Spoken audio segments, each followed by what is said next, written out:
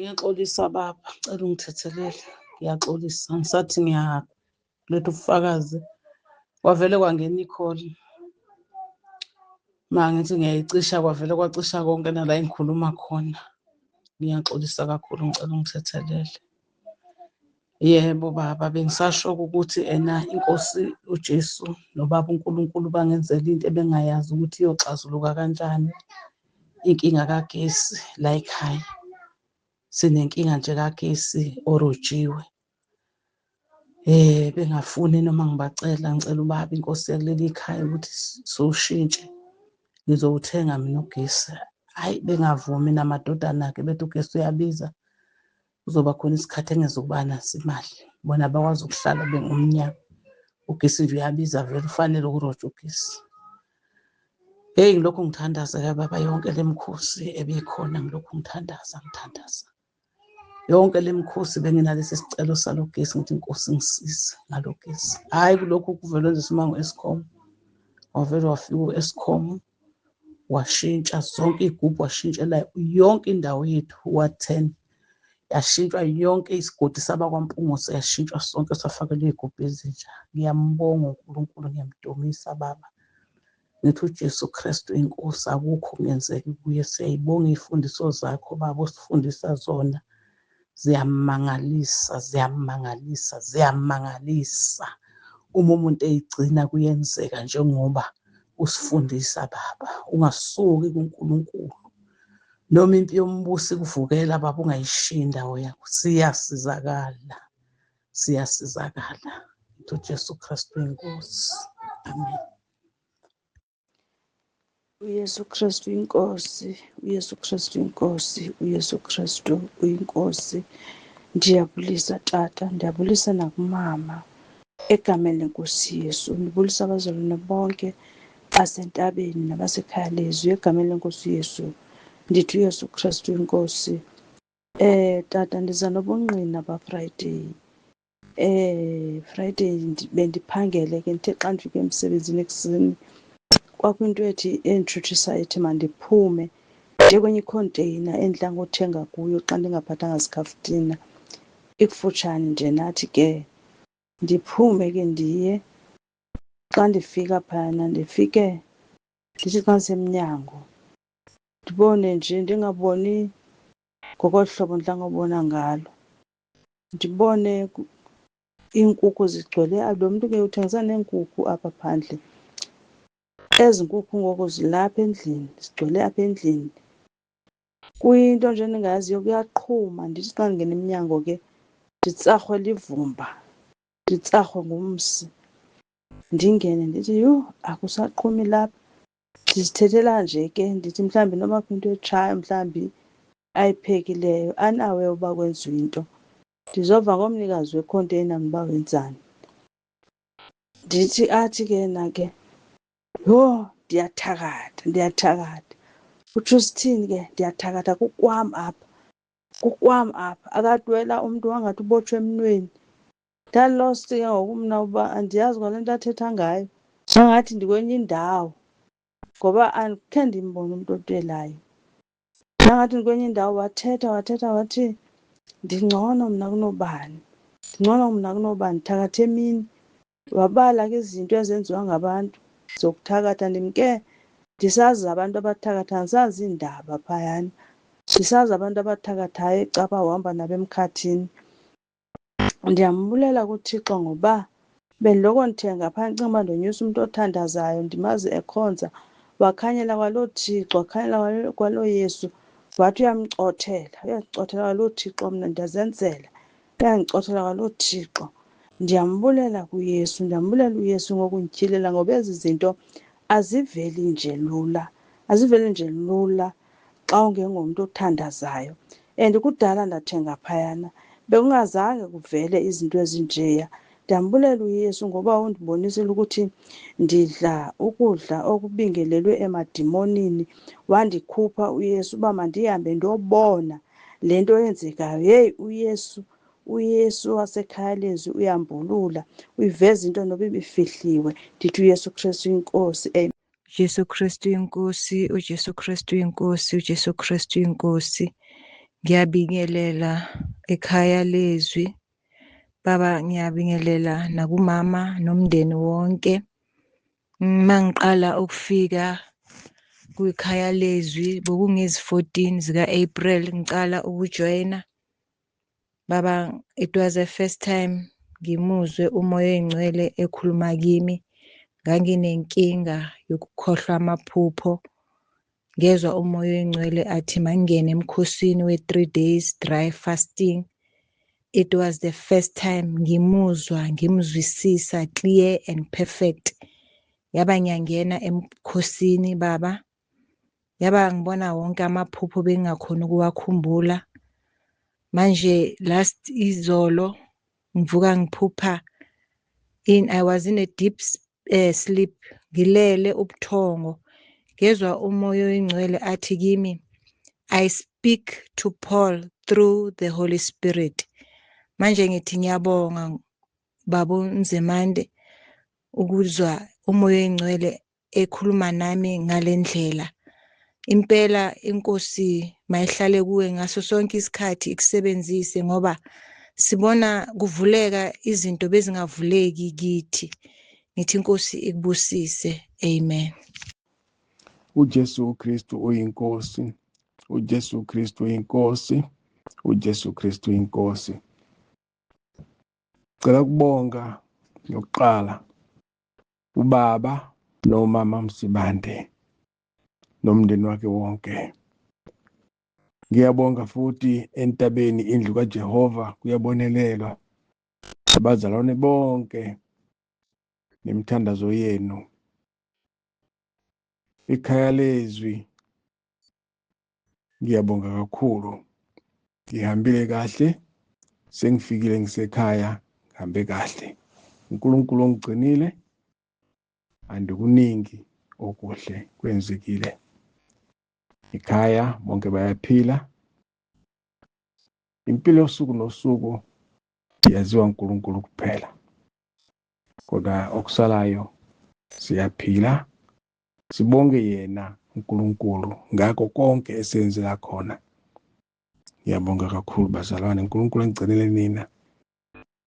Okugcina nguye uNkulunkulu Baba, uNkulunkulu uJesu Indodana, uNkulunkulu Moya Oyingcwele.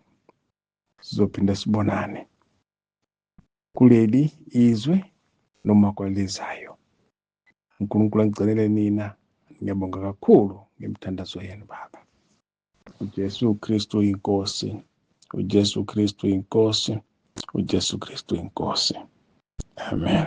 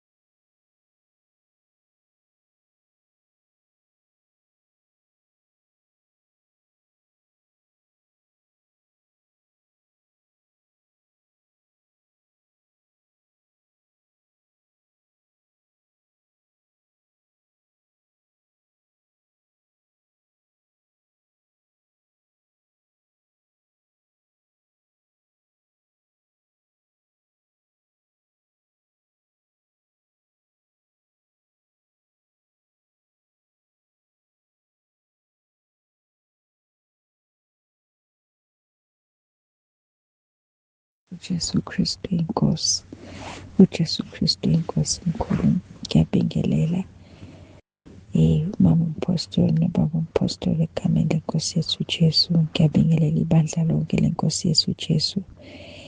Igama usilindile. Ngiyacela ukuxolisa mkhulu kubazalwane kade siphume enkonzweni yomngcwabo kaMama Mcele 2023 ngoNovemba. Ngangiphethe amakhekhi sasolala enkonzweni, kukhona abazalwane abazobhabhadiswa ngakusasa ekuseni. Ngangiphethe amakhekhi ngawashera nabazalwane ekhishini. Unembeza wami wangilahla kodwa angikulalelanga. Ngiyaxolisa kubo engabapha amakhekhi angahlanzekile. La makhekhe lawa ayebhakwe ngogesi orojiwe. Amakhekhe lawa ayebhakwe la ekhaya, bewabhakela into ababezoyenza ekhaya kaMaphumulo. Angisakhumbuli ukuthi kwakuyini, kodwa nje into yamadlozi kwakhona asalayo, mina ngase ngawathatha ngahamba nawo. Ngiyacela bengithethelele kakhulu. Ngiyacela ukuxolisa nakuNkulunkulu, ngicela inthethelelo ukuthi ngiyaxolisa nakuwe mkhulu ukuthi yonke leminyaka nje mangize enkonzweni beke kwenzeka kube khona engikuphathayo, mhlawumbe amakhekhe, ama-fried noma amagwinya, konke lokho bekwenziwe ngogesi orojiwe. Ngiyaxolisa ukuthi bengifika nokungcolile endlini kaNkulunkulu, endlini engcwele, ngiphinde futhi ngifike ngiphe abazalwane. Ngiyacela uNkulunkulu angithethelele. Ngiyaxolisa nakubo bonke abazalwane engiye ngabapha owake wakudla nje engangikuphethe. Ngiyacela ukuthi angithethelele. uJesu Kristu inkosi. Ngiyambonga kakhulu uNkulunkulu ukuthi kulesi sikhathi samanje ngisakhona kuleli khaya elinogesi orojiwe, kodwa uyangenzela indlela yokuphuma. Ngiyabonga kakhulu, uyangenzela indlela ngezindlela zakhe eziphakemeyo ezimangalisayo. Ngiyambonga kakhulu uJesu Kristu inkosi. uJesu Kristu inkosi, Baba uJesu Kristu inkosi. Baba ngiyambonga uNkulunkulu emsebenzini engisebenza kuwo. Benginenkinga, imeneja yami inyanga, so ibingihlukumeza phambi kwesitafu. Ngesinye isikhathi beyikhuluma ngibuza ukuthi uJesu wami ungenzelani, ngithi kuningi. Besithi kimi ngoba abazalwane bayahlupheka. Ngelinye ilanga ngoba sasikwi-training kwakumele siye ekhaya lakhe kuwumthetho wekhampani, so bengiya khona abantu ihleli nabanye abantu abaningi. Ibuza ukuthi ithi kimi angikwazi ukubiza uJesu ekhaya lamadlozi, so mina naye sizophambana. Isho yonke into. Besithi kimi bengijwayele ukuthi ngigibele imoto ahamba ngayo mangiya ku-training. Ithi kimi ngizokwehla emotweni ngoba ngifuna ukufaka into encane, ikhindi ngiyayigugisa, ngimncane kangaka futhi kumele ngibhobose nekhala. Isho phambi kwesitafu. Ithi yona impela isathane wangempela. Baningi abantu ebashintshile abafike lapha ekhampanini, bafike begqoka iy'keti namadresi bese ibashintshisa. So ngifike ekugcineni bengingayiphikisi, bengivele ngithi ngiyezwa, kodwa uNkulunkulu uyawangihlelela. Kwathi ngelinye ilanga even ngisho ngisebenza, ithi mina ngisebenzi angenzi lutho. Ngakhuleka uNkulunkulu kwesinye isikhathi ngithume nogwayi ukuthi ngithengele ugwayi ngihambe, kodwa ngibe namahloni. Ngithe ngoba ngisemkhosini, ngakhuleka uNkulunkulu ngaze ngaya entabeni ngiyathandaza uNkulunkulu ukuthi inkosi ingenze ngibe amalanga bomlilo. Uthe ezweni lakho nje ikhonza sakhe amalanga bomlilo. Uma ngifike ngalolo suku ibingangibheki amehlo ami nawayo abengahlangani. nje angingazange zingikhaci because bengikhaci ngisho phambi kwesitafu, azange zingikhaci ngithethise, iyathula. Ubone nje ukuthi yazi Nkosi yami ngiyambonga uNkulunkulu othobisayo, othobisa ngisho imimoya. Ngiyamdumisa uJesu. Manje nje ayisangithethisi, ayisasho lutho, ithule nje. Into engiyibuka kuyo nje ukuthi iyafisa ukukhuluma kodwa kunale nkazimulo ekhona. Ayisakhoni ukukhuluma noma kanjani kimi. Ngiyambonga uNkulunkulu, ngimbonga ngezwi ebengilokhu ngikholeka ngalo. Ngithi wena Nkulunkulu wenza ikhodi zakhe amalanga bomlilo. uJesu Kristu inkosi. uJesu Kristu uyinkosi, uJesu Kristu uyinkosi, uJesu Kristu uyinkosi. Ngiyakubingelela baba nomama nabo bonke abazalwane ekhaya lizwi nasentabeni yendlu kaJehova. Ngiyabonelelwa, ngidlulisa nje ukubonga amandla ukuthi uJesu Kristu uyinkosi. Sibe sengozini yemoto, ngoMgqibelo siye enkonzweni, imoto yaphenduka nathi siyasichitha salima. Ithe isaqala nje siswinga ngathi asibizi igama uJesu Kristu uyinkosi, salibiza nabantwana salibiza, yasichitha imoto. Wathi noma sesilele phansi ubaba esebambeke esiteringini, ngathi nje asibize igama uJesu Kristu uyinkosi, uJesu Kristu uyinkosi. Yithi nje Sathane ngeke ulithole igazi lethu, uJesu Kristu uyinkosi. Khona ngilimele, ngiphukile kakhulu, kodwa nje salibiza igama uJesu Kristu uyinkosi. Ngisho sesithathwa sesiyonikezwa usizo eklinikhi, silokhu sibize lona leli gama. Ngilibonile lisebenzela, liyasebenza igama lethu uJesu Kristu uyinkosi. Imiphefumulo yasinda kakhulu nje. Ubaba bebhajwe esiteringini bengakholwa ukuthi engasasindi, kodwa nje ngoJesu Kristu uyinkosi wasinda. Baphumile esibhedlela, ngisasele mina ngoba ngilimele kakhulu, ngiphuke kakhulu nje emzimbeni kubucayi. Kodwa nje namanje ngithi hayi bazalwane, uJesu Kristu uyinkosi, uJesu Kristu uyinkosi. Liyasebenza leli gama. Ngiyambonga, ngiyamdumisa uNkulunkulu ngokuthi ubaba wethu Baba uSibanda Vuma imbongolo egitshelwe, asifundise, asikhulise. Impela anginakusuka kuJesu, ngithi uJesu Kristu uyinkosi. Noma isimo sami sibucayi kakhulu, ngihlephuke upelvic, kodwa nje ngithi uJesu Kristu uyinkosi. Namanje ngisalokhu ngivula umkhuleko kababa, ngikhuleke nje. uJesu Kristu uyinkosi. Asiqhubeke bazalwane simkhonze ngempela uNkulunkulu. Uyasibonakalisa futhi uzibonakalisile. uJesu Kristu uyinkosi, uJesu Kristu uyinkosi, uJesu Kristu uyinkosi. uJesu Kristu uyinkosi, uJesu Kristu uyinkosi, uJesu Kristu uyinkosi. Ngiyabingelela kuye Baba uNsibande nomama uNsibande ngesivumo esithi uJesu Kristu uyinkosi. Ngibingelele entabeni endlu kaJehova. Ngiyabonelela nasekhaya lezwi, ngithi uJesu Kristu uyinkosi. Eyi Baba, ngiyambonga uNkulunkulu ngawe Baba uNsibande, ngokuvuma ukusetshenziswa nguNkulunkulu Baba. Since ngabe yimi sengize ngina-39 years, ngangingazi ukuthi igama elithi uJesu Kristu uyinkosi linamandla kangaka. Bekade ngikhonza, ngisiya ezinkonzweni, ngithi ngiyasonta, kodwa bengingalazi leli gama ukuthi lilamandla kangaka. Igama elingaphezu kwawo wonke amagama. Eyi, ngiyambonga uNkulunkulu. Nginomntanami ona-6 years. Kusho ukuthi angazi noma bekadlene noma benze kanjani. So bengicabanga ukuthi maybe une-allergy. Bekalunywa ngamuva, ephuma izinto, elunywa ngamuva, ekhala ethi mama ngiyalunywa, ngicela ungenwaye. Kusho ukuthi mangithi ngiyabheka ngithole ukuthi usenezinto ezimphumile ngamuva.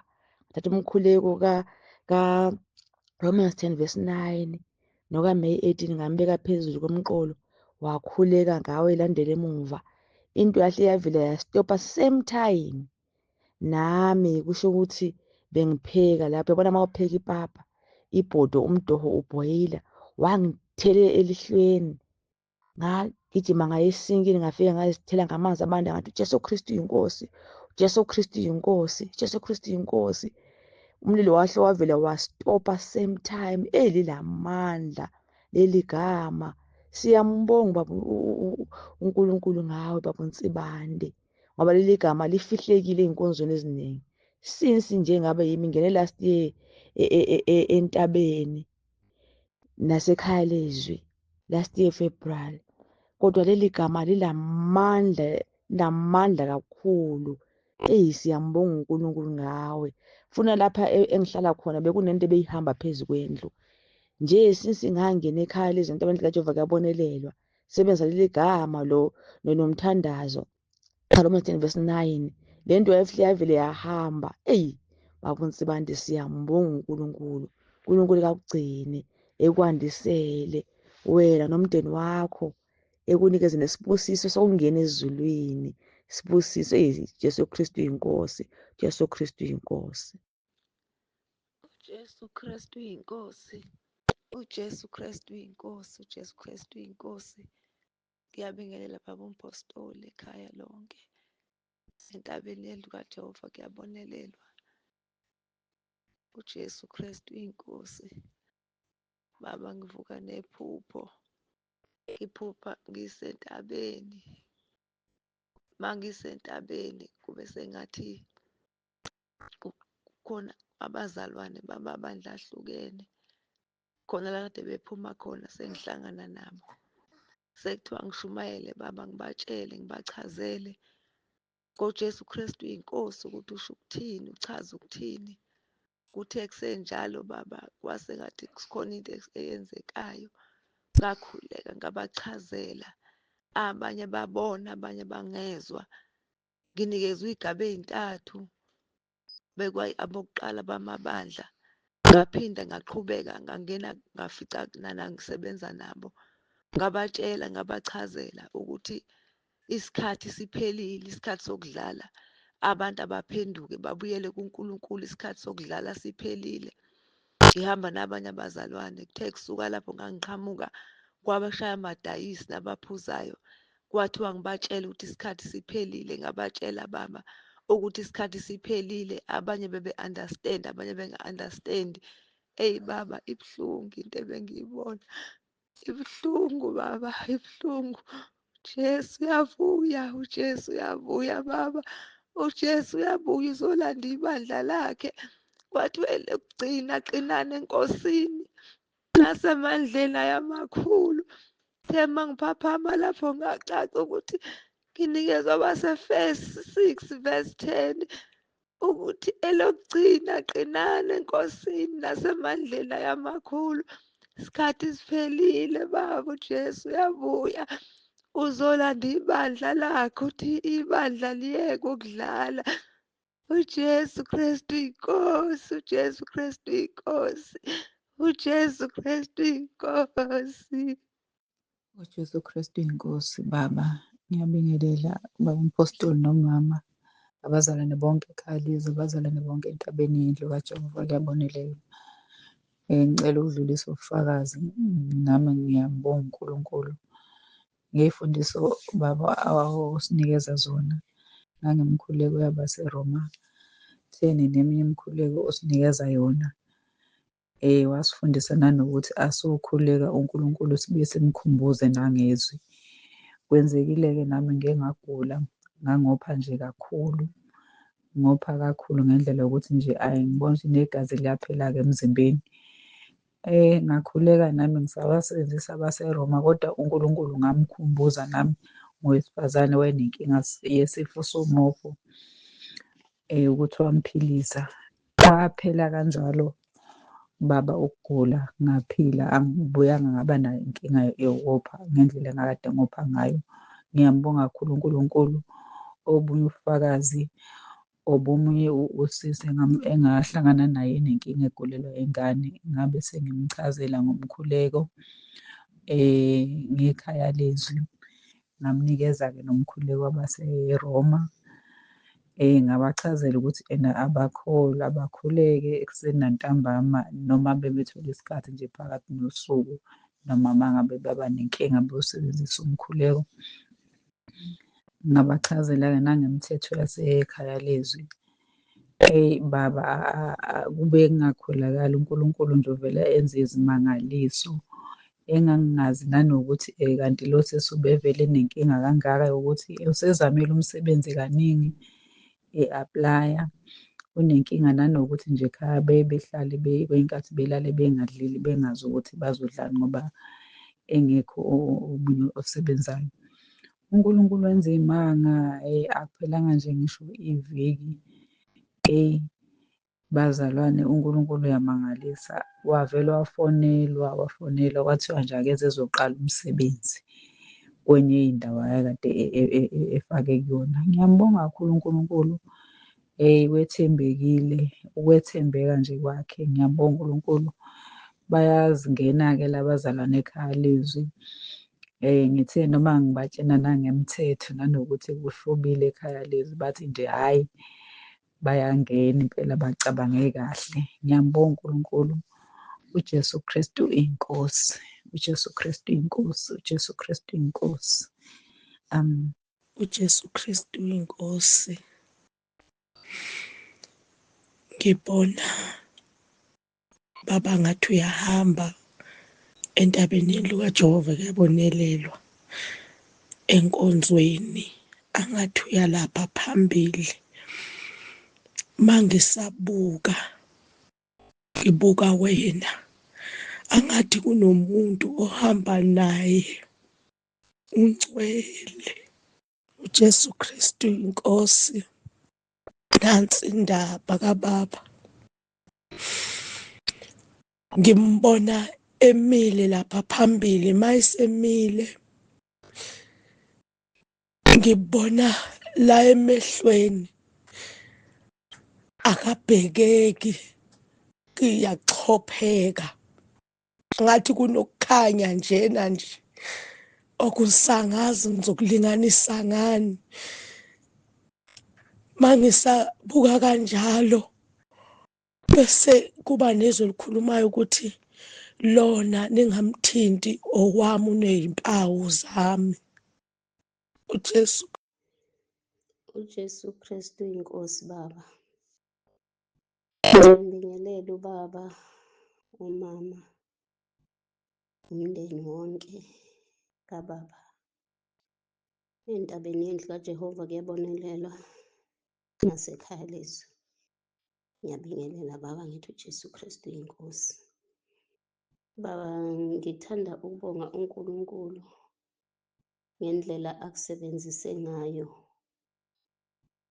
enkonzweni yomhla ka-30 April ngoLwesine. Ubaba wavula incwadi ka-2 Corinthians chapter 6 lapho ubaba ekhuluma khona ukuhlanganyela nabantu abangakholwayo. Ngiyambonga kakhulu uNkulunkulu baba, ngoba lento kade isiloku ingihlupha nje kangangoba bengingasayi nasemhlanganweni yakhona ngoba iyangihlupha lento. Kodwa ngibe nalokho ukudidizela nje futhi emqondweni. Bengeke ngikhathazeke ngoba sinenhlanganyelo la kaMasingcwabane. Kule nhlangano kaMasingcwabane imali uma sekushoniwe, ngihlangene nomphakathi ukuthi uma sekushoniwe imali ithathwe iyohanjiswa-ke kulowo muzi loyo. Masifika lapha abantu basuke begonqile baba, behlele emakhandleleni. Inhliziyo yami ikhathazeke nje ukuthi neyami imali njalo iyongena lapha emakhandleleni kulowo muzi, ekubeni mina amadlozi angiwakhonzi awakithi. Kodwa lokho engizokwenza lapha ngizokhothama emadlozini akomunye umuzi. Bengiyizwa lento ukuthi ayingizwa kahle, futhi phakathi kwalabantu esinabo baba, abanye bangabaprofethi bamanga sihlanganyele nabo. Manje ngiyambonga kakhulu uNkulunkulu ukuthi ngale nkonzo Baba ogcizelele ngayo usuthi singabantwana bakaNkulunkulu sifunani phakathi kwabantu abangakholwa. Ngiyambonga uNkulunkulu, ungisebenzele kakhulu. Sengiphumile Baba, inyanga njengoba iqalile nje, inyanga kaMeyi, ngiphumile kuzona zonke lezi zinto zabantu abangakholwa. Ngiyambonga kakhulu uNkulunkulu Baba uJesu Kristu inkosi. uJesu Kristu inkosi Baba. Ngiyabingelela ubaba umpostoli nomama. Ngiyabingelela abazalwane basentabeni indlu kaJehova. Ngiyabonelelwa nabazalwane basekhaya lezwi. Ngithi uJesu Kristu inkosi, uJesu Kristu inkosi, uJesu Kristu inkosi. Ngicela ukuxolisa Baba ngokudilitha la ngenhle bengenza iphutha Baba, ngiyaxolisa kakhulu. Bese ngicela ukuletha lobufakazi Baba ngamandla aleli gama elithi uJesu Kristu inkosi. Kuke kwathi kuleli viki eliphelile mangifika emsebenzini ngahamba ngothenga ufish ofry komunye umama nje odayisa ukudla okuphekiwe ngaphandle nje ngasemsebenzini. Ngabuyela emsebenzini ngihlale phansi ngithi ngizokudla, bese-ke ngivala amehlo bese ngiyakhuleka ngithi uJesu Kristu inkosi. Mangiqala ngithi ngiyadla ngibone into nje ecijile kulo fish evela kancane, bese ngithi enhliziyweni yami, awu lo fish waze nethambo elicijike kabi bo.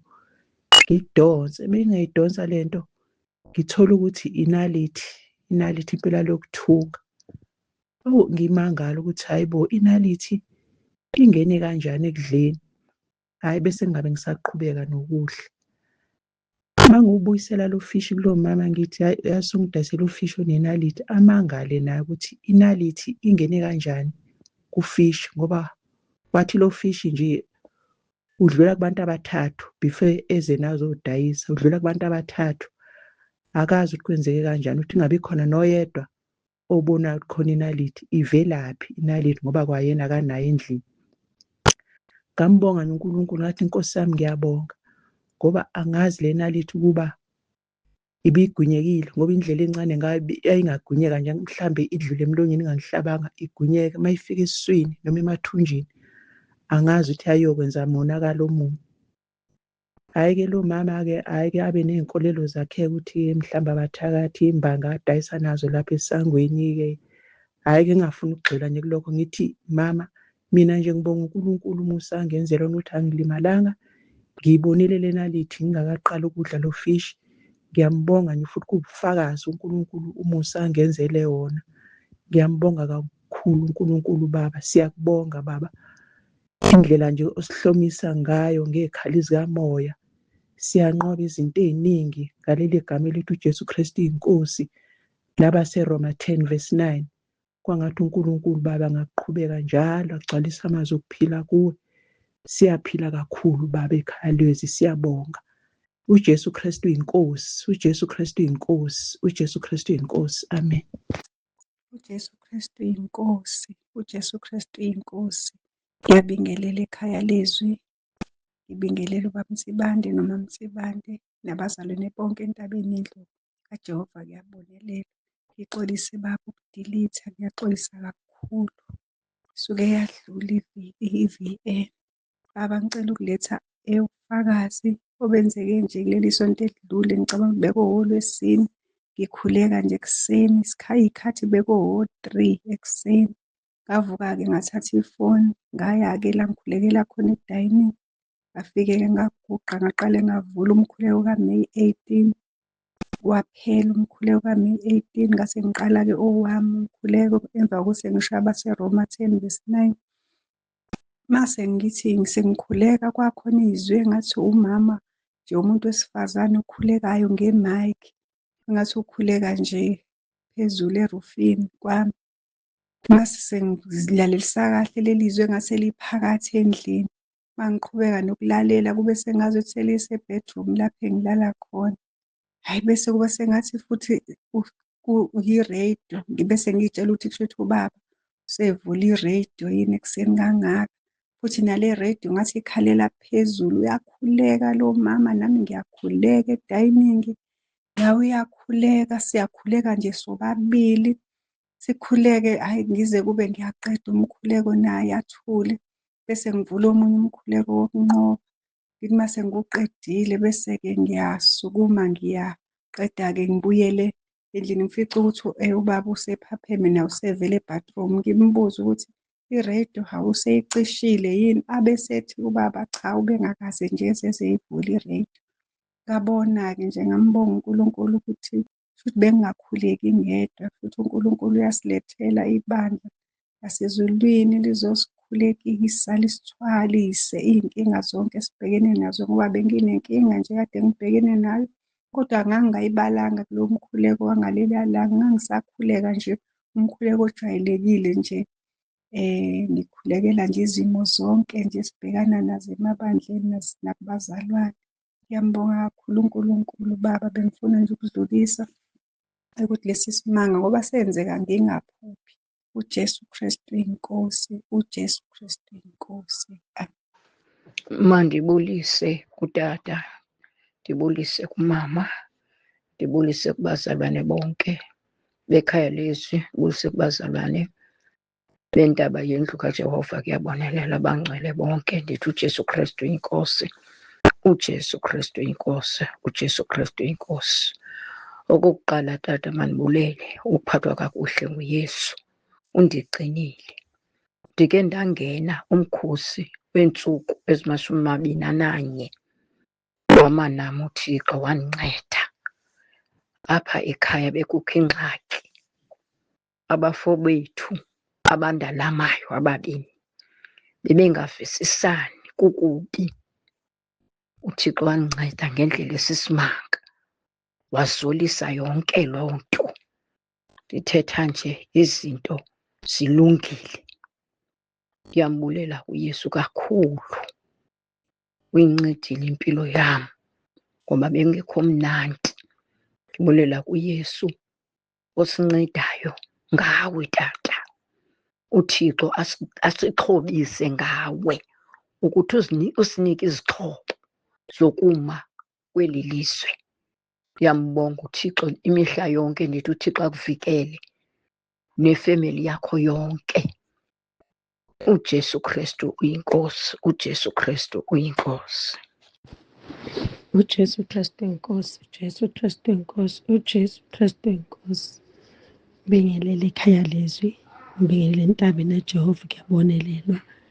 Ngibingelele ikhaya labaMtsibande nomndeni wakhe wonke egameni laJesu waseNazaretha, uJesu Kristu inkosi.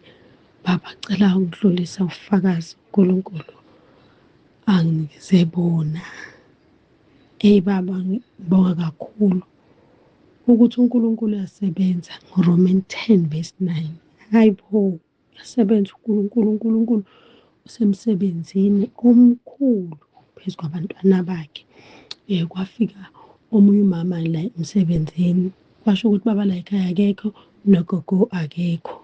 Mafika umama hlale nje naye e-dining room, sixoxa ngibuze athi ngihlala pha, ngimchazele nje konke baba ukuthi hayi ngihlala le Mathondwana la ngihlala khona. Hayi umama lo athi aqala indaba yakhe athi hayi bengize kulo baba la ekhaya nomama, ngithi naye abekho okwamanje kodwa bazobuya ntambama.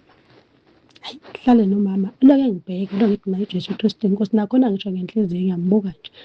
Lo ngithi uJesu Kristu inkosi, lo ngithi uJesu, ngikhuluma nje naye nje ngithi uJesu Kristu inkosi. Angibheke lo mama, hayi athi ngikhonza, ngithi mina ngikhonza ekhaya lizwi. Athi kuphi lelo bandla, ngithi hayi umsukula lo ule e-Richards Bay kodwa la eMnambithi khona eKey Street sikhonzela khona. Hayi sixoxe. Hayi bese athi lo mama, umntanami kodwa uyazi ukuthi mina ngenhliziyo embi kanjani. Hawu ngashintsha ebusweni ngathi ngibukuzi kodwa ngenziwa ngikhulume nje ngenhliziyo. Athi umntanami angithetheleli, nginenhliziyo embi, angisho umnyeni wami, ngisho abantu abami angidlulishi, ngisho odadewethu angibafuni, ngiyenze njani? Ngiphethe ibandla kodwa inhliziyo yami yimbi. Ngithi Nkosi thini kulo muntu? Bese ngithi hhayi uma kulula, yabona lokulula kwakuthi ufanele umukele uJesu. Okubuhlungu ukuba uphethe nebandla nomndeni wakho uthi awufuni uJesu uyabafuna la bantu abafana nawe kanje kakhulu. Athi umuntu utholakala kanjani uJesu bese nithi asiguqe ngimgoqise ngaso sikhathi leso siguqa sikhuleke kuRoma 10:9 sikhuleke nomkhuleko ka-18 Meyi. Bese athi mama kwaze kwathi dwe athi into esephuma neminyango wathi kwaze kwasikhonto esukayo le mahlombe. Ngambonga nje kakhulu uNkulunkulu baba, ufakazi buningi kakhulu ukuthi nje uJesu Kristu nje ngiyambonga kakhulu ukuthi khona abanye abantu abadingayo uNkulunkulu sibakhulekise uRoma 10:9 uJesu Kristu inkosi. uJesu Kristu inkosi, uJesu Kristu inkosi, uJesu Kristu inkosi. Ngiyabingelela baba, ngibingelela kuma, ngibingelela entabeni yendlu kaJehova, ngiyabonelela nasekhaya lezi. Ngokuzithoba baba, ngicela ukuxolisa kakhulu ngokwenza i-VNN bengingazi baba ukuthi ubonaphi. U-3 minutes ubona kanjani iy'ngane sezingikhombisile. Ngicela ukuxolisa kakhulu kuwe baba nakubaba uNkulunkulu nakubazalwane bonke. Ngicela ukuxolisa baba, ngiletha ubufakazi bokuthi igama likaJesu Kristu inkosi indlela elingisebenzele ngalo. Benginombongozeni onqamuka ngekade ngisho uJesu Kristu inkosi. Kade uza kakhulu nje impela uza wanqamuka ngekhathi ngisho uJesu Kristu inkosi ngavula abaseRoma 10. So ngiyabonga baba, ngibonga imfundiso zakho, ngibonga imfundiso zakho baba osipha zona la ekhaya lezwi. Ungisizile uJesu Kristu inkosi ngihambe nesikhova akade silokhu lesiyinkinga nje sibuya ngesikhathi esisodwa makondane ade ngihlupha. Ngiyabonga kakhulu uJesu Kristu inkosi, uJesu Kristu inkosi, uJesu Kristu inkosi. uJesu Kristu inkosi, uJesu Kristu uyinkosi, uJesu Kristu inkosi mkhulu. Ngithemba inkosi sangigcinile. Ngisacela ukuzothula ufakazi ngamandla omkhuleko Romans 10:9. Ngamandla enkosi Jesu, mandla ezwi Jesu Kristu inkosi. Kusho ukuthi Thursday ntambama nje selizoshona ilanga kufike imoto yama-social work ekhaya ilethile ugogo zaluma obehlala eStenga. Shuthi ba-drive from eStenga beza la oYemeni ekhaya.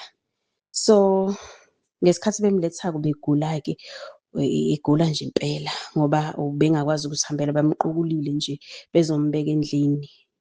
Uma umbuka bewumbheka amathambo akhe bowabona ehlelo obala nje amathambo ukuthi ithambo liqala la liphela la. Wonke nje amathambo besehlelo obala. So bese nje kusela ukuthi nje ahambe.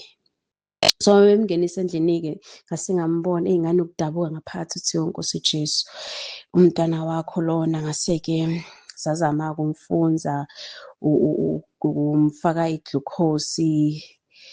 So kuthe nje kusalapho sabhizi nalokho ngavula umkhuleko ngathi ngeke ugogo udinga ukwemukela inkosi Jesu. Uyadinga aba nalokho nje ukuthi inkosi ugogo uyadinga ukwamukela inkosi Jesu. Ngivula umkhuleko lo mkhuleko wokukhululwa emandleni obumnyama ngawusindela omunye umzalwane. Khona nje impela unamandla. Wakhuleka-ke kuse nje before siqala ukukhuleka ngabona ukuthi ngiyacela ukuthi akhiphe ilokhuzana amacici begqoka amacici unesiphandla la esandleni. Ngeke what if ngempela sekomzuzu wokugcina mhlawumbe ugogo nje usukile ezokwamukela inkosi Jesu unalezi zinto lezi. Then samkhipha-ke kwangathi nakhona uyaqaqeka. Qala-ke waqala nokukhuluma eyivuma-ke inkosi ngoba bengilokhu ngimvumisa ngistophisa umkhuleko. Avuma ngiphinde futhi ngiqhubeke ngoba ubewulanda kude umoya uJesu Kristu inkosi. So wamvuma-ke emva kwalokho-ke kanti bese kuwusuku lakhe vele lokugcina wahamba-ke ngey'ntatha washona. And ngesikhathi seshona ngambona ukuthi hayi usehambile because belele la bengilele khona, besilele endlini eyi-one. Ngamlunguza ngabona ukuthi ayi usehambile, and ngaba nokuthula ngaphakathi ukuthi ngiyayibonga inkosi ngoba uhambe seyamukela inkosi Jesu, uhambe semvumile ngoRomans 10. So ngifakazela nje inkonzo izolo lapho ukuthi khona abantu abayovuma inkosi Jesu ngomzuzu wokugcina nabadalelwe izulu uJesu Kristu inkosi. uJesu Kristu inkosi. Ngiyabingelela egameni lika Jesu Kristu inkosi yethu. Baba ngizothanda ukuxolisa lana ngokukhulu ukuzithoba. Ngithanda ukuxolisa ngento engake ngayenza ngo-April. Ngingasakhumbuli ukuthi ngayiphi i-date ngokuthi ngithumele i-message before is-14 kanti wena washo ukuthi singathumeli lutho siyoze sithumele ngiyi-14. Uzothanda ukuxolisa ukuthi ngathumela ngenxa lokho kwenzeka ngoba ngi-ignorant ngama-message angena ekhaya lizwi ngenxa yokungalaleli amanye ama-message angenayo ekhaya lizwi. So lokho kwangiholela ekutheni ngigcine sengenza izinto ezi-wrong. So ngiyaxolisa kakhulu baba, nenkosi Jesu ngiyafisa ukuthi ingixolele. uJesu Kristu inkosi.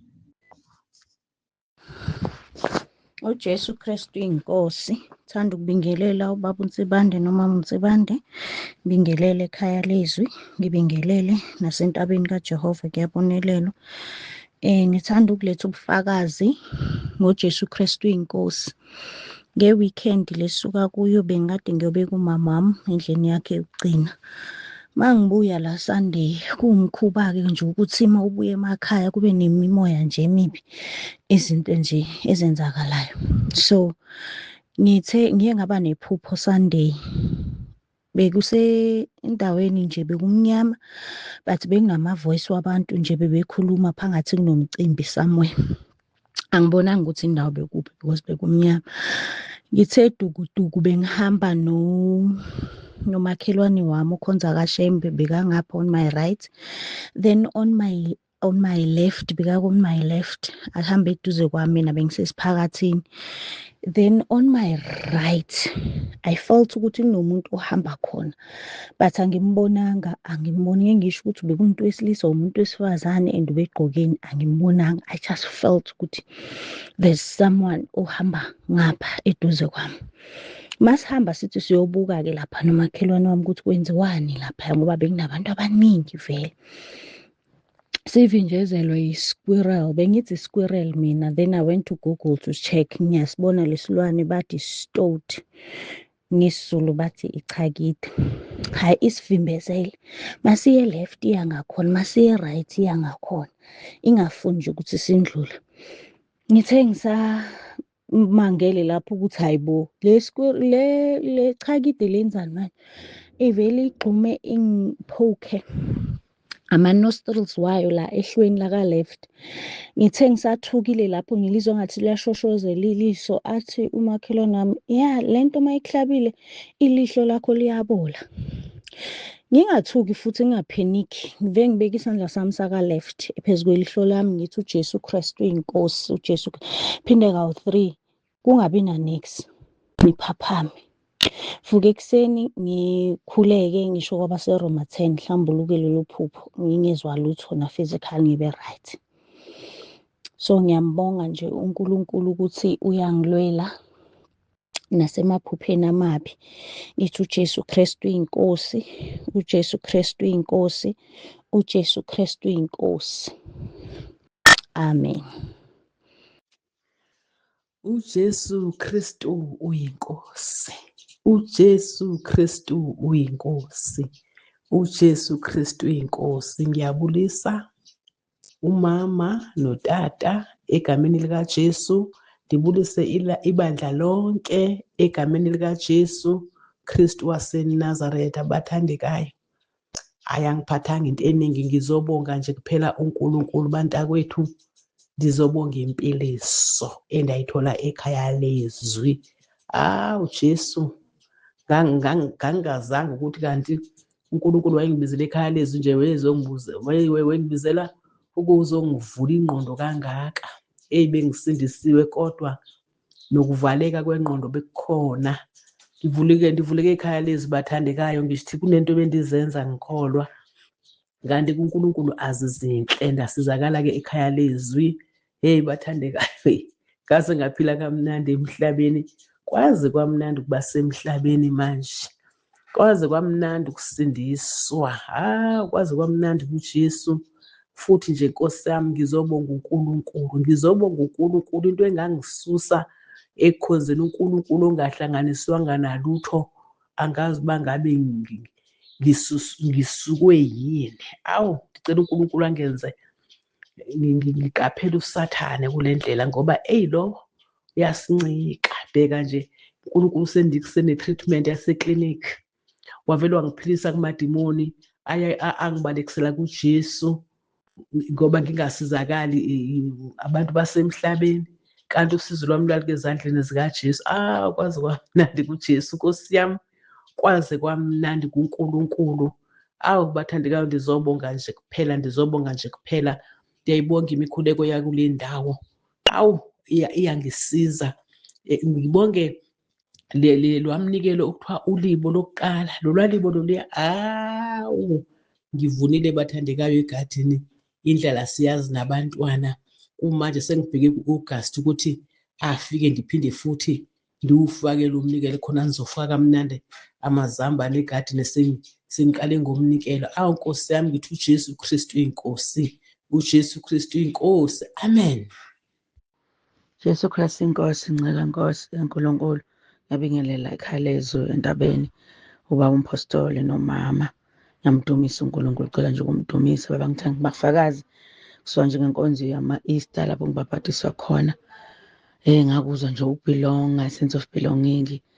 Ngakuzwa nje ukuphathwa ukuthi ngibe nobaba nomama spiritual. Ngiyamdumisa uNkulunkulu, ngiyambonga nje uNkulunkulu nangendlela akusebenzisa ngayo baba, kakhulu kakhulu. Ngiyambonga uNkulunkulu nangendlela uNkulunkulu asebenza ngayo, imangaliso nje siyibonayo. Lokhu ngangena entabeni baba, sinobufakazi ukuthi sesibona ngathi umsebenzi, asifuna ukwenza umsebenzi omningi kodwa sinobufakazi baba. Bengigula, ngingaphathwa stroke, ngadlala umkhuleko, ngenza ngidlala umkhuleko, ngasinda, ngaphila. Ingane yami yaphathwa uhlangothi, nayo yaphila nje untombazane. So amandla kaNkulunkulu siyabona la ekhaya, siyabona nje uNkulunkulu esenzela into eziningi, siyaphila nje mahhala, asisasebenzisi kuningi. Sibona nje umusa, umkhuleko, wenza imihlola. Abanye bayawucela khona nje uSecretary ucela enganeni yami uthi lo uhlushwa izilwane. Ingane yamfakazela, amtshela, amnikeza umkhuleko nje siyahlangana naye, siyambuza ingane, uyaphila. Mase simbuzisisa ukuthi nje ngaphila, ngalalela nje umkhuleko, ngalalela nje sithi sizokufaka ekhaya lezwi khona uzozo kuningi. Bayaphila abantu baba, kuningi uNkulunkulu uyakusebenza kwenze kuningi nasebrantshini. uNkulunkulu uyasilekelela nje, bayangena abantu. So siyamdumisa uNkulunkulu kakhulu, kugcwele nje ukuthi udumo lumfanele. Inhliziyo yami iyamangala baba kakhulu ngendlela akusebenzisa ngayo, nangempilo yami nje ngendlela akusebenzise ngayo uNkulunkulu baba. Ngiyamvuma ukuthi uNkulunkulu ukhona, ugitshele uNkulunkulu ngendlela nje akusebenzise ngayo ngempilo yami, ukuthi ngingene emanzini. uNkulunkulu akhulume ngaleya ndlela. Ngiyamdumisa kakhulu baba. Ngiyanxusa nje ukuthi uNkulunkulu asiphe ukubamba izifundo nokuqinisa nokukhula, sikhule kumazini uNkulunkulu kakhulu. Siyabonga kakhulu baba. uNkulunkulu abe nawe, ucobe njalo, uhambe njalo usemkhulekweni wethu, ukuthi uNkulunkulu usivusele wena ey'nsukwini zokugcina, kuba silungise siyibandla. Siyabonga kakhulu uNkulunkulu, anithwale konke enikwenzayo. uJesu Kristu wenkosi, uJesu Kristu wenkosi. Amen. Jesu Kristu inkosi baba. Ngiyabingelela bamtsibande egameni likaJesu, ngithi uJesu Kristu inkosi. Ngizobonga nje uNkulunkulu baba ngenkonzo yangesonto nge-10. Ngamuzwa uNkulunkulu ekhuluma kakhulu ngawe baba. Ngizobonga uNkulunkulu ukuthi wazi wangisiza uNkulunkulu, wangiqondanisa nekhaya lezwi. Wawulapha umphefumulo wami Ngiyathobeka kakhulu imfundiso sifundisa zona. Enkonzweni la engikhonza khona, ngiyabona ukuthi imfundiso engiyitholile ihluke kakhulu. Sengizizwa nami ngathi sengihlukene nabo. Ngoba ngithi uJesu Kristu uyinkosi, ngiyabona ukuthi akumnandi ukuthi uJesu Kristu uyinkosi kwabanye abantu. Abakaqonda ukuthi yizwi lelo akusiyo into yomuntu kodwa yizwi lenkosi. Nanokuthi usifundisa ukuguqa ukuthi uNkulunkulu uyathotshelwa. Manje bandleni mase kuzothandeka kuthiwa sukumanime ngenyawo. Ngivele ngibone ngithi kusho ukuthi impela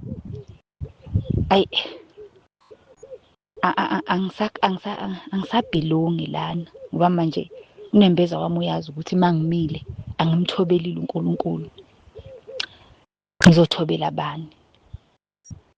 Ngoba noJesu wayemthobela ubaba. Jesu Kristu uyinkosi baba, siyabonga. uNkulunkulu angathi nje engakugcina size futhi inkonzo kakhulu yangesonto, ukhuluma nangeJerusalema elisha. Ngabona ngathi uNkulunkulu uyasikhombisa ukuthi uma sidlula la senza kahle naya indawo. Waphinda futhi inkonzo yange-11 ngomsombuluko.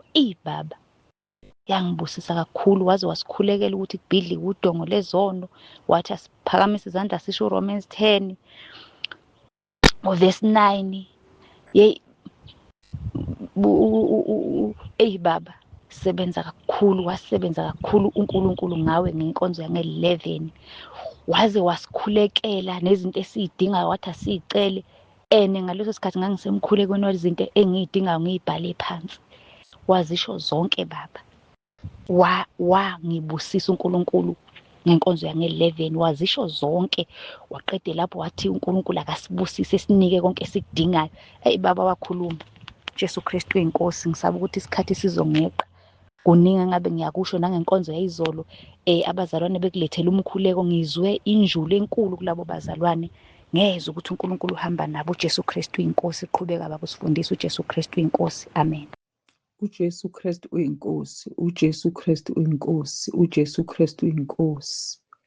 Ngiyabingelela ekhaya lezwi, ngibingelela entabeni yendlu kaJehova, ngiyabonelela. Ngibingelela ubaba nomama, unsibande egameni kusethu uJesu Kristu, uJesu Kristu uyinkosi. Ngiyabonga kakhulu baba ngegama elithi uJesu Kristu uyinkosi. Nginomzukulu obekade engahambi kahle esikoleni, engaphasi kahle, ufunda kulezi izikole zeyinhlanga. Abazali bakhe baze bamshintsha isikole. Kwaqhubeka kwangaba kahle. Ngase ngiyakhumbula kwakuklikha enhlizweni yami ukuthi ayibu, ngoba usekhulile no-10 years, leli gama uyalazi ulijwayele. Ngase ngimtshela ukuthi njalo uma ufika edeskini lakho, uyofika ungathi usula idesk lakho usho leli gama ukuthi uJesu Kristu uyinkosi, uJesu Kristu uyinkosi. Ngisho kufika iphepha lakho le-exam nibhala noma ile test, ubambe ubuso uthi uJesu Kristu uyinkosi. Ngoba uyalalela-ke wafika wakwenza. Kwathi ku-first term wathola 7 bodwa ey'fundweni zakhe. Ngo-second term kwaba kanjalo. Ngo-third term kwaba kanjalo. NgoDisemba waphinda futhi njalo 7. Elokhu njalo ebuye ezongikhombisa ethi uyabona gogo, leli gama liyangisebenzela. Ngiyalibonga bazalwane. Sizame leli gama njalo bazalwane ukutshela abantwana balisebenzise, ikakhulukazi kulezi izikole zeyinhlanga, ngoba abantwana bethu ba-overpower ile mbuso abantwana bafunda nayo yamandiya neyabelungu. Ngakho nathi le gama lisiphakamisa, sibatshela abantwana balisebenzise ukuze nabo eyabe umbuso wabo wasezulwini ukwazi ukuthi unqotshwe lokaSathane. Leli gama liyasebenza ingane zakwethu kakhulu kubantwana esikoleni. Kumanje uphefoma kahle esikoleni ubiza leli gama. Kuyiculo lakhe nje leli gama njalo ahlale libiza. Ngiyabonga kakhulu uNkulunkulu bazalwane ngaleli gama, liyawenza umsebenzi kakhulu. Ngiyabonga baba ngaleli gama, liyasisiza impela. Ngisho kubantwana bethu ngithi uJesu Kristu uyinkosi, uJesu Kristu uyinkosi, uJesu Kristu uyinkosi. uNkulunkulu asigcinele yona baba nomndeni kakhulu khona konke egameni enkosi yethu uJesu. Amen. uJesu Kristu uyinkosi baba, uJesu Kristu uyinkosi. Ngiyabingelela baba igama lenkosi yethu uJesu Kristu ophilayo, uJesu Kristu uyinkosi baba. Baba ngicela ukudlulisa lento le iyangiphazamisa kakhulu. Ensukwini baba ngithole ivideo Le video le owesifazane belwa elwisa inqubo yaseKhalezi yokuvuma izono ngokubhala yaseKhalezi nasentabeni elinqatshwa yabonelelwa yokubhala izono ukubhala izono phansi nokulinda yokuba selayinini isikhathi eside. Lo muntu ke baba akekho eKhalezi, akekho futhi entabeni. Kusuke abazalwane baseKhalezi bayocomplaina kulo mama ngokuthi kanjena balindiswe isikhathi eside eLukuzaneni, babhukhile balindiswe isikhathi eside ukuba bavume izono. So lo mama ke belwisa lonto yokulinda isikhathi eside nokubhala izono phansi. Jesu Kristu inkosi baba. So bengisakhathazekile ke ngaleyo nto leyo ukuyibona kwami ngoba ngibone ama-comment, ngibone nabazalwane engibaziyo, omunye wabo wafakwa yimi ekhaya lizwi, akasekho, ngibonile uphumile. So namhlanje baba ngibamele mangiceda ukulalela nje ubufakazi basekuseni loba sekhaya lizwi ekuseni, bese ngiphinde ngifikela ubuthongo ngilale. Lobo buthongo lobo kuye kwafika iphupho elele angithusa kakhulu. Ngathi ngibisane kwavela nje ilona isilwane, angazi ukuthi isilwane sini baba, kodwa nje isilwane sakhona nje sihlukile, angaze ngisibone isilwane esinje, sihlukile ngenye indlela. Ngisama ngithi sikhulu kakhulu, ngathi nje simile nje sibhakabhakeni kanje. Ngisama ngithi isilwane sini lesi, bese kuvela umbhalo phezulu, umbhalo inamba ethi 10666. Nangabe ubhalwe kathathu lo ubhalwe nje khona lapha esibhakabhakeni eduze kwaso, omunye enye inamba isekhanda, enye ingasemlonyeni, enye ingasemsikeni, 10666. Then uvela lo mbhalo bese kwambuleka kimi ukuthi kanjena lesi silwane lesi leso khulunywe ngaso kwiSambulo 13, isilo esikwiSambulo 13 yiso esidukisa abantu, yiso esikhipha abantu. Leyo seyivela sengivukile, mangisathi ngiyazindla ngalento ukuthi abantu baphuma ekhaya lezwi bahambe bovuma izono, badukiswa ilesi silwane lesi, badukiswa lo moya wesilo o-operateayo njengamanje, umoya wesilo odukisa abantu obenza ukuthi bahlubuke, bahambe beyovuma izono lapho bengeke bakwazi ukuzivuma khona kakuhle, basizakale, bathetheleleke. uJesu Kristu inkosi baba, uJesu Kristu inkosi. uJesu Kristu inkosi. Siyabonga kakhulu ndodakazi yami ukuthi ulethe isimo esifana naleso. Kahle hleba ngicela usengithumelele lo video, sengibukile. Angibukanga yonke.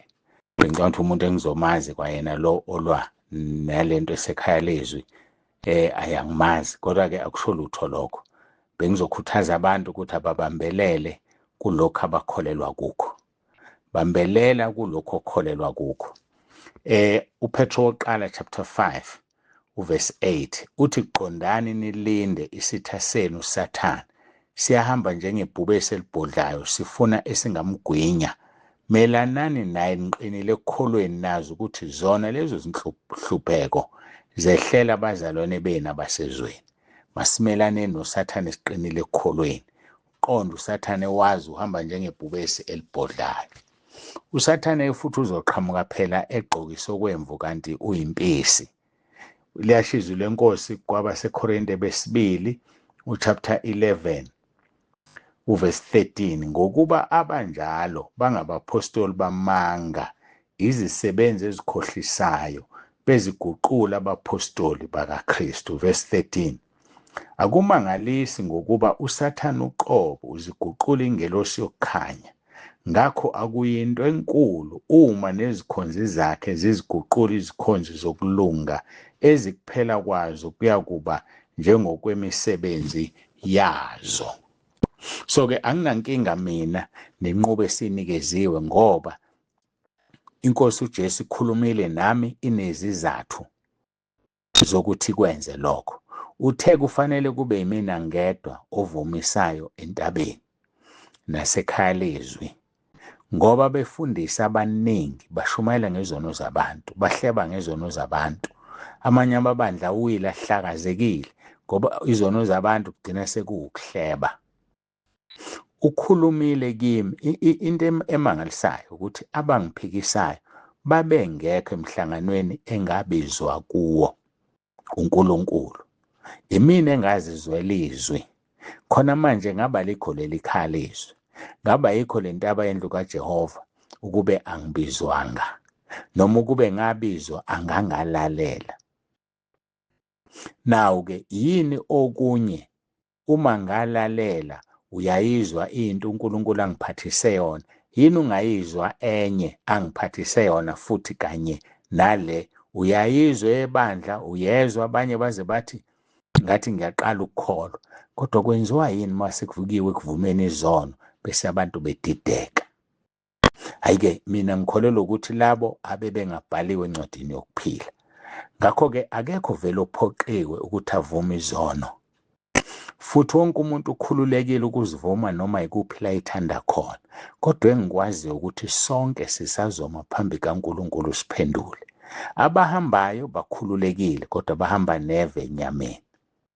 So uSathane uyalwisana nale nkonzo ngendlela emangalisayo. Ngiqedeleke bengichaza.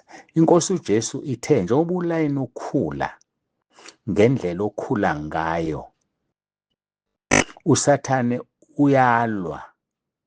Ngakho-ke kufuneka umuntu azi ukuthi uma ene-appointment nami noma ngabe ku-2030 noma u-2031 une-appointment nenkosi uJesu hayi noNsibande. Futhi njengoba uzibhala izono uyazibona yena wenzela ukuthi ungazikhohlwa. Ziphume engqondweni yakho kodwa uzibhalile ebhukwini, and ngesikhathi uyibhala ebhukwini ziyasuka kuwe sebebaningi abafakazile, and ngingafisa bande futhi abafakazayo ukuthi emva kokuvuma izono bazizwe benjani, bazizwa kanjani, because that is very important ukuthi emva kokuzivuma uzizwa unjani. Abanye bafakazile ukuthi uma beqala besibhala nje isono, eqeda ukusibhala uzwa kusuka umthwalo. Uma kuyinto e-wrong leyo, ubani ususa umthwalo? So ngiyafisa abantu, sizana abantu nini enizwe umahluko emva kokuvuma izono noma enizwe umahluko emva kokubhala. Sizana abantu bangabhubhi bakaNkulunkulu, thule wena nobufakazi. So kuma umuntu ethola idate ayitholile, it's not about ubaba uNsibande. Le date ingeyakho nenkosi uJesu.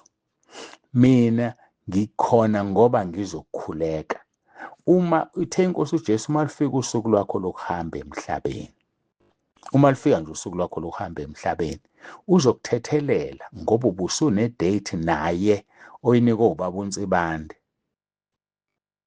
So uzokuthethelela akungenise ezulwini lakhe, uyindlela neqiniso. Yikho-ke lokho engikusho, uma ungakholwa lokho, yini ukukholwa okunye ngikushoyo? Awuboni ngani ukuthi ngizinto engiziphathisiwe? To crown that, noma-ke ukunezezela kulokho, bazozwa abaqalile. Ngicabanga ukuthi ngiqale last month, angisakhumbuli. Inkosi uJesu isithe umuntu ovuma izono ngoba akazikhumbuli zonke, ngegunya nginikeze lonto engikubophe emhlabeni iboshwe ezulwini. Matthew chapter 16 verse 19 no Matthew 18 verse 18 no John chapter 20 verse 23. John chapter 20 verse 23. Eni bathethelela izono zabo bathethelelwe, neni babamba ngazo babanjiwe. Sengwanikeziwe lawo mandla, bazokhumbula. Ngicabanga ukuthi ngiqale last month. Uma umuntu evuma izono, angisakhulekela izono azishilo kuphela nazibhalile kuphela.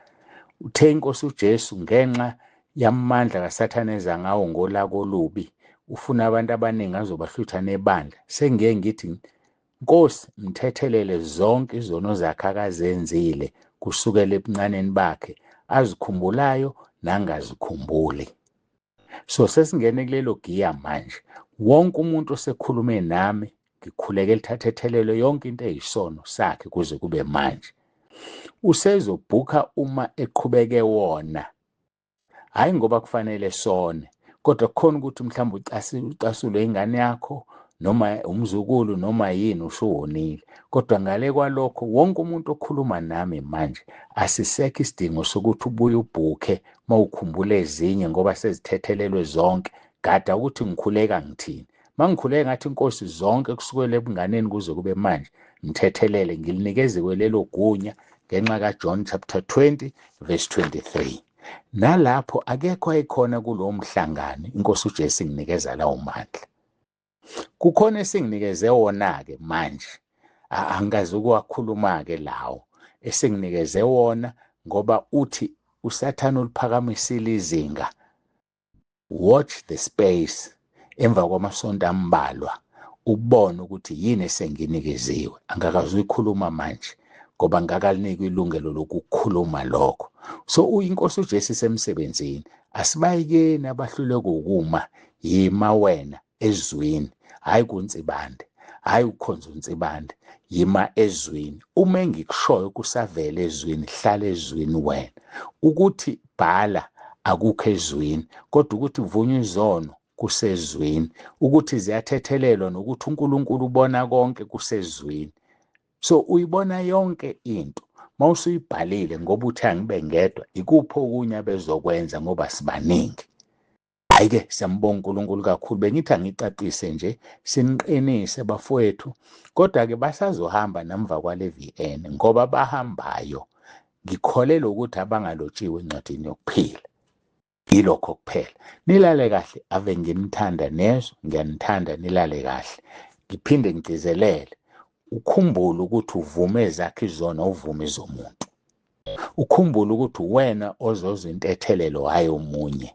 Ukhumbule ukuthi wena ozosha esihogweni ubuzwe wedwa ubuhlungu, hhayi omunye. Ukhumbule futhi ukuthi wena ozongena ezulwini uzuba umnandi wena wedwa, hhayi omunye. Ubumnandi bakho ubusherishi nomunye umuntu. Hhayi-ke uNkulunkulu anibusise, uNkulunkulu anibiyele. Senithanda nonke emakhaya. Ngithembe le voice note izowenza umsebenzi kakhulu kwabaningi abangabazayo ungangabazi. Sisezweni lenkosi. Ngiyabonga kakhulu nakumama uNomcebo olethe lokhu to my attention. Ngikhuluma nekhala ezwi-ke, angikhuluma ngiqophisana nomuntu okhulume lokho, akayikhulumela akuthandayo. Siyohlangana ezulwini ngosuku lokugcina. Nilale kahle. uJesu Kristu uyinkosi. uJesu Kristu uyinkosi. uJesu Kristu uyinkosi. Babonsibande ovalelisayo. uJesu Kristu inkosi, uJesu Kristu inkosi, uJesu Kristu inkosi. Ngiyabingelela ubaba umpostoli uNsibande, ngiyabingelela nomama umpostoli uNsibande, ngibingelele ekhaya lezwi, ngibingelele entabeni yendlu kaJehova ngesivumo sethu esithi uJesu Kristu inkosi. Baba ngiyacela ukuletha ubufakazi kunomntwana kaNkulunkulu ongumzalwane wakwenye indawo. Wangifonela ke washo ukuthi engazuthi kunenceku esimkhethile ukuthi izoshada naye and ngenyanga ezayo balungiselela amalobolo.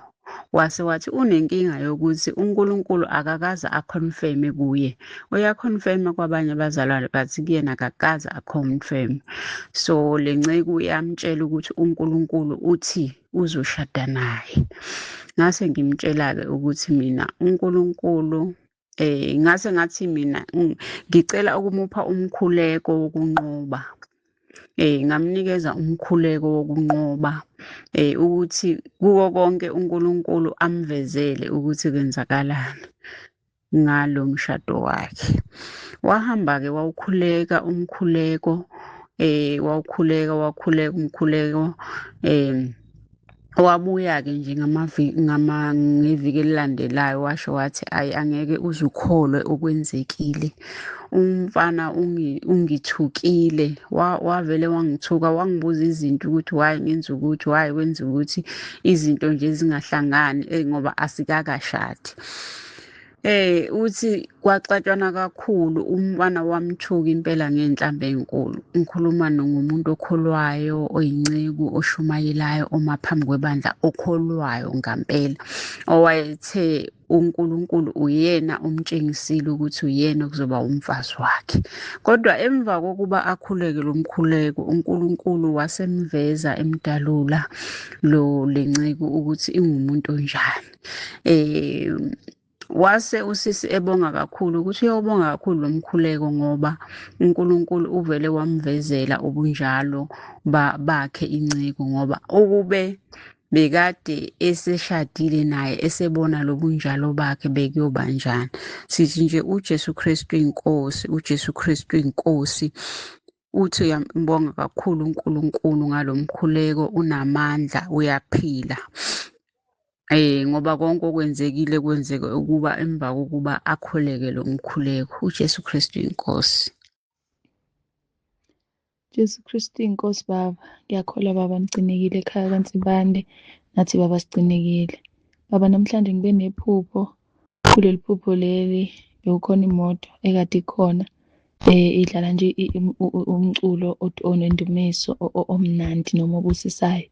Ngangena-ke kuyo, mase ngene kuyo ngamfica uDaba ngaphakathi.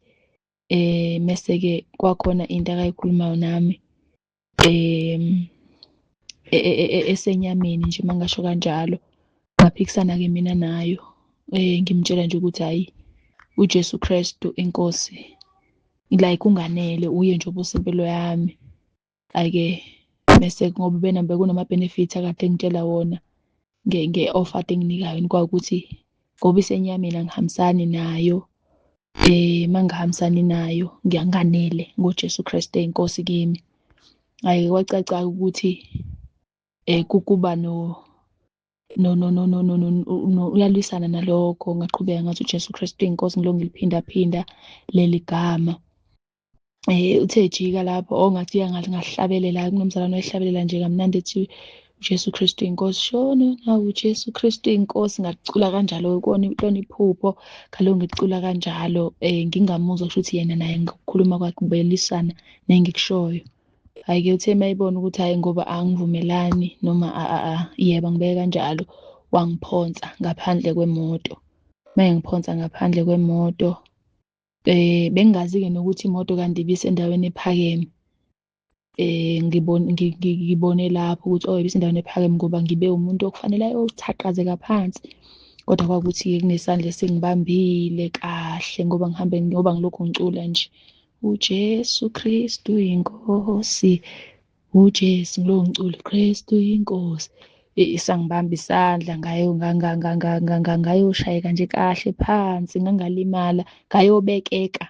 Bekufanele ngishaye-ke ngesikhathi engiphonsa, kodwa ngifike ngabekeka nje kahle phansi egameni lenkosi yethu uJesu. Aqhubeka-ke iphupho, kodwa nje yilelo sayidi baba engithi angishere nobaba ukuthi eyi, inkulu indaba isegameni lenkosi yethu uJesu Kristu, inkulu indaba isenkosini uJesu, egameni lithi uJesu Kristu nje uyinkosi. Ngempela lasinqobela nezimpi esingayiqondi ngoba angazi bekwenzakalani, kodwa nje inkosi inginqobele ngokuthi nje ngithi uJesu Kristu uyinkosi. Nakho ubaba ukuthi singagcini ngokulisho ukuthi uJesu Kristu inkosi nje, kodwa kube ukuthi kuyasanelisa nalokho ukuthi uyinkosi yethu. Jesu Kristu uyinkosi kimi. Kuyasiza lokho ukuthi akwazi ukukuvikela nala usathane afuna ukungena khona. uJesu Kristu uyinkosi, uJesu Kristu uyinkosi, uJesu Kristu uyinkosi. Ngiyabingelela ubaba umpostoli, umama umpostoli, umndeni wasekhaya kwaNsibande, abazalwane entabeni yendlu kaJehova kuyabonelelwa, abazalwane ekhaya lezwi, ngesivumo esithi uJesu Kristu uyinkosi. Ngithanda ukubonga uNkulunkulu kakhulu ngekhaya lezwi. Ngiyabonga kakhulu baba umsebenzi uNkulunkulu akasenzele wona. Ekungeneni kwami ekhaya lezwi, ingane yami ibinenselelo yokungatholi umsebenzi, izama kungenzeki. Ngangena ekhaya lezwi, ngacela imkhuleko, sakhuleka ubaba wasikhulekisa, waseluleka, ngameluleka naye umntwana. uNkulunkulu enomusa wavula ngonyaka odlule, wawuthola umsebenzi. Uthe ma ezoqeda unyaka, kulo nyaka ngoMeyi, uNkulunkulu sengibusise nge-shelter. Ngiyamphakamisa kakhulu uNkulunkulu, engikubonga kakhulu. Ngibafundisile abantwana bami ukumbonga uNkulunkulu ngokwensizwa, ukukhipha kweshumi. Nokho uke wathi uyadideka endleleni, kukhona izeluleko akayezitholile, kwavele kwenzeka isimanga. Wathi ethi uyahamba, wavele abanjwa amaphoyisa, amdizisa, amkhokhisa imali enkulu la inhliziyo yakhe ibuhlungu. Wathi uma engitshela ngabuza ngemali yokweshumi ukuthi wenze njani. Washintsha kusukela lapho. Kusukela eshintshile, wabuya wakhipha okweshumi endaweni efanele. uNkulunkulu uyazibonakalisa. Ngiyambonga uNkulunkulu kakhulu ngithi uJesu Kristu uyinkosi, uJesu Kristu uyinkosi, uJesu Kristu uyinkosi. Amen. Jesu Kristu uyinkosi. Ngicela ukuyichaza leyo ukuthi ngesikhathi ediziswa amaphoyisa, uthi kwakungekho icala akayelenzile. Wama njengoba waye eduka endleleni, echecka-ke indlela okufanele ahambe ngayo. Avela amaphoyisa ambamba, bathi nje bathatha amadiski, wathi uyabuza ukuthi ngokwenza njani, bathi nje khokha njengamanje imali. Wathi uthi imali ayikho, bathi transfer, wayitransfer imali, yahamba imali, wasala enobuhlungu.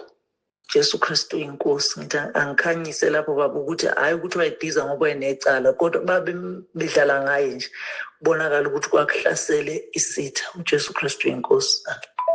uJesu Kristu inkosi, uJesu Kristu inkosi. Ngiyabingelela ubaba nomama nabazalwane bonke ekhaya lezwi kanye nasentabeni indlu kaJehova kuyabonelela. Baba ngicela nje ukudlulisa lobu bufakazi. Ngomsombuluko nje ekuseni ngavuka nephupho. Ngathi ngihlezi nje ngilalela inkonzo nje ngithobile. Ngayilalela inkonzo baba usifundisa, usakha, ukhuluma, usikhuza ey'ntweni ey'ningi. Usikhuza ngokuthi siyaphuma, ukhuza nje uthetha.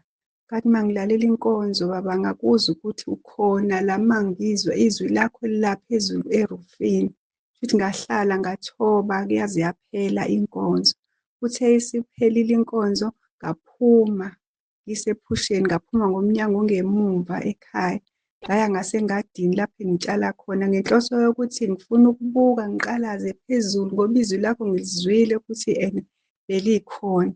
Mangiqalaza phezulu baba ngakubona uphezulu erufini kodwa usemkhathini. Ugqoke nje iy'ngubo zakho ey'jwayelekile ngakubona. Ngaphakamisa isandla, ngaweva, nawe baba wangibona, wangibingelela. Wathi uJesu Kristu inkosi, uJesu Kristu inkosi. Nami wangibiza ngegama. Wathi uJesu Kristu inkosi Mamzondi. Ngaphakamisa isandla nami baba la kade ubheke ngakhona ngoba ngokwekhampasi ububheke e-South. Kwavele nami mangiqalaza laphaya ukhona i-circle enkulu e-blue ebingase-South ngakwi-West Side.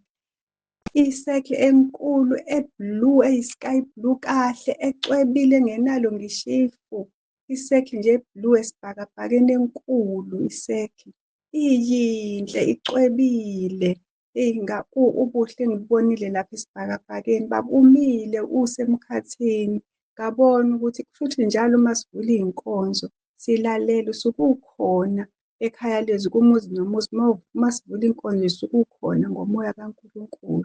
Ngiyabonga kakhulu baba. uJesu Kristu inkosi, uJesu Kristu inkosi. Amen. uJesu Kristu inkosi, uJesu Kristu inkosi. Bingelela ubaba, ngiyabingelela nasekhaya lezwi. Ngibonga ngaleli thuba uNkosi Jesu esangiphile lona. Ngibe nephupho lapha baba. Ephusheni lami ngikhonjiswa i-exercise leli engibhala kulona izolo. Liyaphakanyiswa bese ngilibuka. Nami ngilibone bese ngiba namahloni. Ngendlela elingekho esimeni esigculisayo nokuthi esikhombisayo ukuthi ngempela iyona exercise le ukuthi noma ngabe ngiyafa uma kuwukuthi ngithe alihambe khonjiswa uBaba uNtsibande, ngabe kuzoba kuyinto emukelekayo yini enhle na? Ngahamba ngayolithenga exercise bengakakhiphi ukubhala kulona kodwa bese ngilithengile. La ephusheni lami sengikhonjiswa lona leli exercise. Liyaphakanyiswa. Kodwa ngabe iyona ndlela ehloniphekile yini na okhuluma nami ngayo na?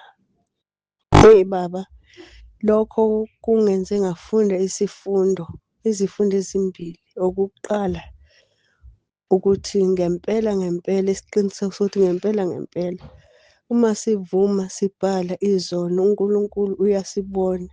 iNkosi Jesu iyazibona ngoba iyona esikhumbuzayo. Ngokwethu ngeke sikwazi ukuyikhumbulela zonke lezi zono esazenzayo. Okwesibili kuwukuthi kuyena asivumi kuBaba uNtsimbande kodwa sizokhuluma naye uJesu Kristu inkosi yethu ngendlela kaBaba uNtsibande ngoba uBaba uNtsibande uyena uNkulunkulu amkhethile ukuthi akwazi ukuthi asixhumanise naye kulobu bubi bethu esikwenzile asinxusele. Njengoba esho uJakobe ukuthi asivumi izono zethu komunye nomunye. Kodwa asivumi uBaba uNtsibande ubamsibande uzosikhulekela ngoba sonile. Lokho esikwenzile noma sesikubhalile asingabuyeli kukhona sithi ngoba sengibhalile kodwa angikayitholi iday, alikafiki usuku lwami lokuthi ngiyokhuluma nobamsibande bese ngikwazi ukwenza, bese ngiqhubeka ngenze ezinye izono ngoba uNkulunkulu uyakubona. Akuyena ubamsibande oshoyo, akashongo ubamsibande ufuna izono zethu, kodwa uyasinxusela kuNkulunkulu, usisa kuyena ukuba asikhulekele, asithethelele uNkulunkulu. uJesu Kristu uyinkosi, uJesu Kristu uyinkosi, uJesu Kristu uyinkosi.